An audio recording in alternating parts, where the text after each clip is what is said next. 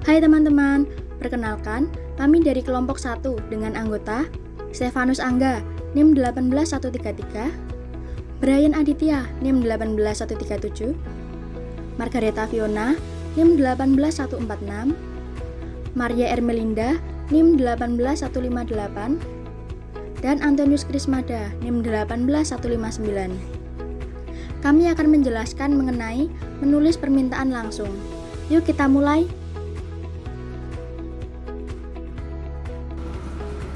Halo, selamat siang Bu Diva, selamat siang teman-teman.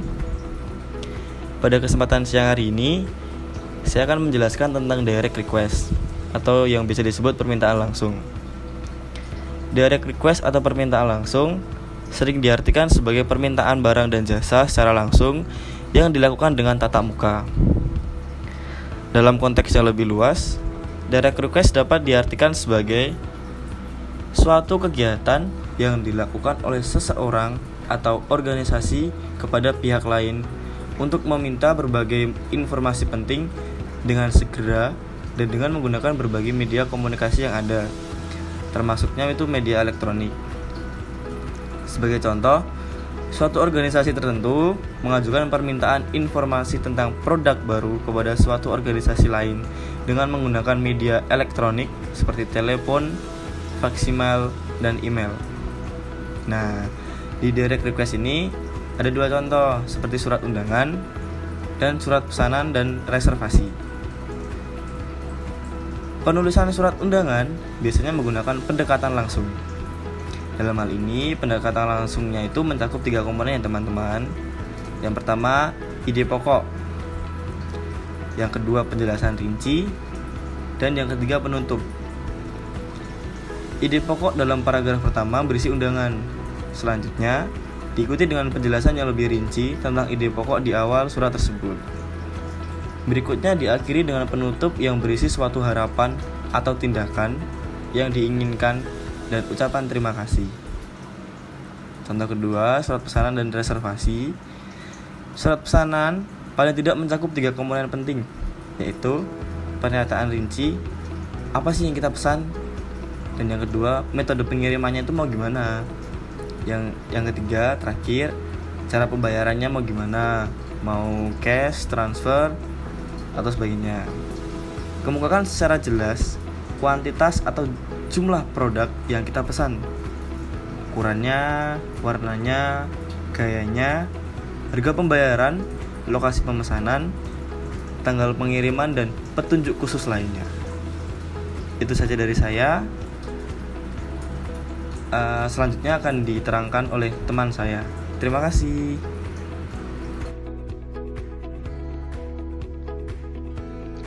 Selanjutnya, pengorganisasian direct request. Pada bagian awal direct request, kita dapat sajikan permintaan atau ide-ide pokok yang diikuti dengan fakta-fakta yang perlu secara rinci. Selanjutnya, diikuti dengan suatu pernyataan keramahan dari tindakan yang diinginkan.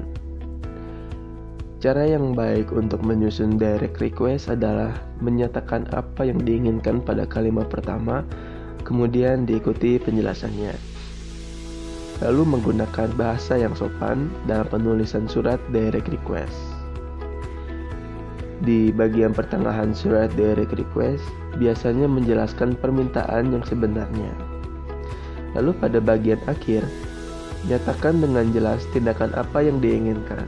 Misalnya di mana audiens dapat mencari informasi atau produk, batas waktunya, dan sebagainya. Kemudian diakhiri dengan suatu pernyataan yang ramah yang mengingatkan ke audiens akan pentingnya permintaan tersebut. Ada 3 hal yang mencakup organisasi direct request. Yang pertama, pembukaan. Aturan umum untuk bagian pertama dari suatu direct request adalah menulis yang tidak sekedar dipahami, tapi juga untuk menghindari kesalahpahaman. Oleh karena itu, pada kalimat pembukaan harus menyatakan permintaan secara lebih khusus yang memungkinkan pembaca dengan mudah dapat memahami maksud isi surat tersebut. Pada kalimat permulaan, kita harus menyatakan permintaan secara lebih khusus yang memungkinkan pembaca dengan mudah dapat memahami maksud isi surat tersebut. Yang kedua adalah penjelasan rinci.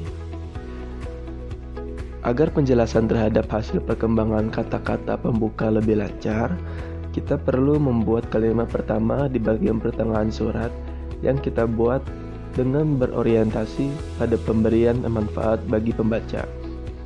Pendekatan lain yang dapat diterapkan untuk bagian pertengahan adalah membuat serangkaian pertanyaan, terutama jika permintaan kita menyangkut perlengkapan yang sangat kompleks, seperti spesifikasi secara teknis, dimensi, atau kegunaan dari suatu produk. Yang terakhir adalah penutup. Bagian penutup surat sebaiknya diisi dengan suatu permintaan beberapa tanggapan khusus, lengkap dengan batas waktunya, dan ekspresi terhadap apresiasi atau pemberian goodwill untuk mempermudah pembaca. Cantumkan beberapa informasi penting seperti nomor telepon, jam kerja, dan petugas yang dapat dihubungi.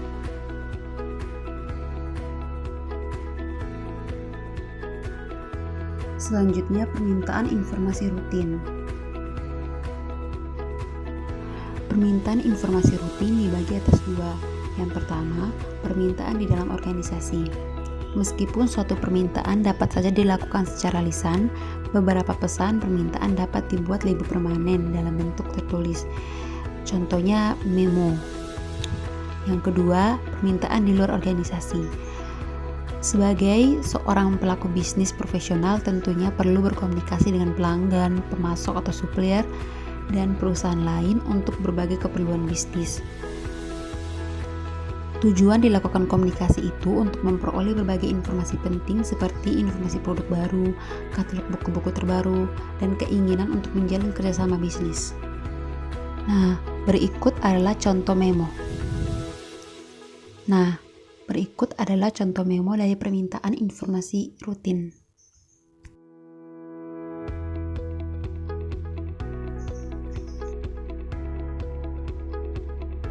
Nah, teman-teman, materi yang akan kita pelajari selanjutnya yaitu menulis direct request atau permintaan langsung untuk pengaduan. Ketika kita merasa tidak puas terhadap suatu produk, jasa, atau kebijakan perusahaan, kita perlu mengadukan masalah atau keluhan yang kita hadapi kepada orang-orang yang sangat berkompeten sesegera mungkin. Surat pengaduan dan surat penyesuaian yang berkaitan dengan ketidakpuasan konsumen terhadap suatu produk atau jasa bagi kebanyakan orang adalah kata-kata yang kurang menyenangkan. Istilah tersebut sangat penting bagi manajer suatu organisasi perusahaan karena berkaitan erat dengan masalah kepuasan pelanggan.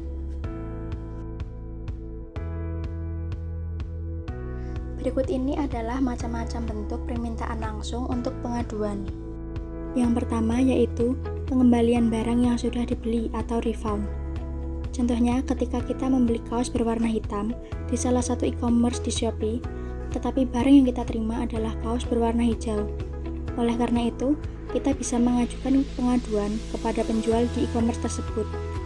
Setelah itu, kita mengembalikan kaos berwarna hijau tadi kepada penjual dan penjual mengembalikan uang kita melalui ShopeePay.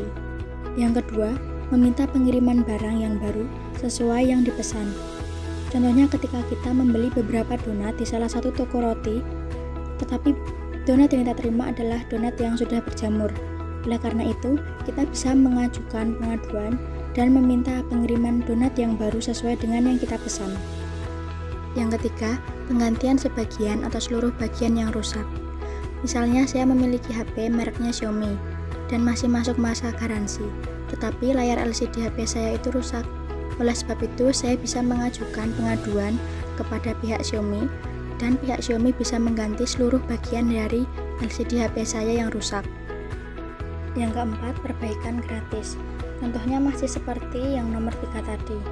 Karena HP saya masih masuk masa garansi, jadi saya bisa memperbaiki layar LCD HP saya itu dengan gratis.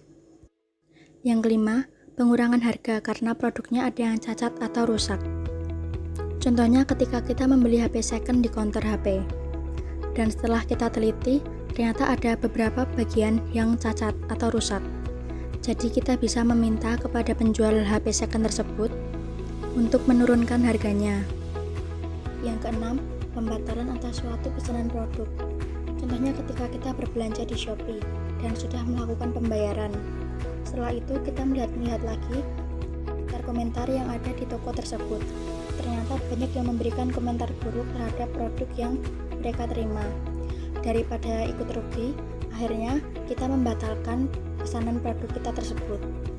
Yang ketujuh, pembetulan atas kesalahan penagihan komoditas. Contohnya ketika kita membeli motor dengan sistem kredit dan telah disepakati kita akan membayar 500.000 per bulan. Tetapi pada bulan berikutnya kita ditagih sejumlah 600.000. Oleh karena itu, kita bisa mengajukan pengaduan untuk memperbaiki kesalahan dalam penagihan angsuran kita tersebut. Selanjutnya yang kedelapan, koreksi atas kesalahan dalam nota pembayaran. Contohnya ketika kita pergi ke mall untuk membeli beberapa pakaian dan kita menuju ke outlet X dan ternyata dari kasirnya ada kesalahan dalam struk pembayaran. Oleh karena itu, kita bisa mengajukan pengaduan kepada pihak store X tersebut. Dan yang terakhir, penjelasan atas perubahan kebijakan atau prosedur. Contohnya ketika kita akan berbelanja di Shopee. Dengan adanya perubahan kebijakan yang baru, yaitu customer yang menggunakan Shopee Pay akan mendapatkan gratis ongkir. Oleh karena itu, customer yang belum tahu tentang adanya perubahan kebijakan tersebut bisa mengajukan pengaduan di customer service di Shopee.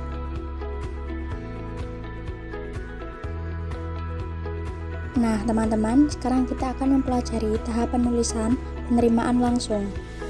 Yang pertama, pembukaan. Kita mengemukakan permintaan kita. Contohnya ketika kita ingin melakukan refund karena barangnya tidak sesuai dengan yang kita inginkan. Maka, di dalam tahapan pembukaan, kita menuliskan seperti ini. Selamat siang, Kak. Saya ingin melakukan refund karena barang yang saya terima tidak sesuai dengan pesanan saya. Yang kedua, penjelasan rinci, yaitu kita memberikan penjelasan yang lebih mendetail sebagai pendukung dari pembukaan yang tadi. Contohnya, Kak, saya memesan kaos berwarna hitam, tetapi yang saya terima adalah kaos berwarna hijau. Yang ketiga, penutup, yaitu kita mengemukakan permintaan kita terhadap tanggapan lebih lanjut. Contohnya, Kak, apabila barangnya tidak ada, saya tetap meminta refund ya, bisa dikirimkan melalui Shopee Pay saya. Seperti itu, teman-teman. Nah, selanjutnya ada 4 hal yang perlu diperhatikan. Yang pertama, menjelaskan masalah yang dihadapi secara rinci atau lebih detail agar tidak terjadi kesalahpahaman. Yang kedua, melampirkan informasi pendukung, seperti bukti transaksi atau bukti dari produk tersebut. Yang ketiga, usahakan nada surat kita tidak marah atau emosional. Yang keempat, permintaan tindakan khusus, entah itu refund, dikirim barang baru, atau tindakan yang lainnya sesuai dengan kesepakatan. Selanjutnya, permintaan kredit. Perlu diketahui terdapat 2 tahap untuk memperoleh kredit. Yang pertama, mengisi formulir yang telah disediakan oleh lembaga pengkreditan yang ada. Yang kedua, mengirimkan atau melampirkan berbagai data pendukung yang diperlukan dalam proses untuk memperoleh kredit tersebut. Adapun data pendukung ini mencakup kartu tanda pengenal, laporan keuangan tahun terakhir, data pendukung dan data pendukung lainnya, serta surat permohonan kredit. Dalam surat permohonan kredit ini, samping data pribadi kita, jenis usahanya dan jumlah besar kecil kredit yang diminta juga harus didukung dengan berbagai dokumentasi dan prospek bisnis kita ke depan. Hal ini penting bagi lembaga pengkreditan untuk menilai kelayakan kita dalam memperoleh kredit dari sisi besarnya kredit maupun jangka waktu pengembalian. Berikutnya, cara menangani permintaan kredit rutin. Kita ketahui bahwa kredit pada dasarnya adalah bentuk kepercayaan yang diberikan oleh suatu lembaga keuangan bank maupun non-bank kepada nasabah untuk berbagai kepentingan. Ada 2 tahap di sini, yaitu 1. Persetujuan kredit. Surat persetujuan kredit merupakan surat yang memberikan good news kepada pihak lain. Pembuka surat persetujuan kredit berisi ide-ide pokok yang berkaitan dengan persetujuan pemberian kredit kepada nasabah tersebut. Yang kedua, memberikan referensi kredit. Kita harusnya tidak lupa untuk memberikan referensi kredit saat kita membuat surat persetujuan kredit. Adapun ada permohonan kredit yang diperiksa secara elektronik untuk zaman sekarang melalui program komputer secara online.